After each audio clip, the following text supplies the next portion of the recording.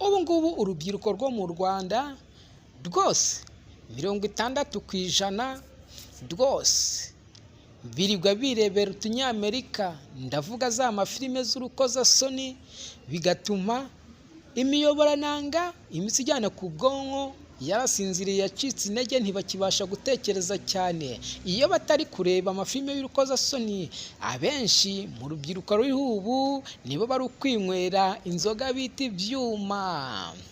Izo rero kuzinywa utaragera ku myaka y'ubukure, n'ubundi ubwenge bwawe buhita bucikamo ibice, ndavuga imiyoborananga ijyana ku bwonko ndetse n'imitsi y'ubwonko ikagenda icika intege, akaba aricyo kigomeje gutuma usanga abana benshi batagitsinda mu mashuri, kuko urasanga umwana ufite imyaka 16 yibeta n'icyuma cya mililitiro 500 akakinywa mu munota umwe.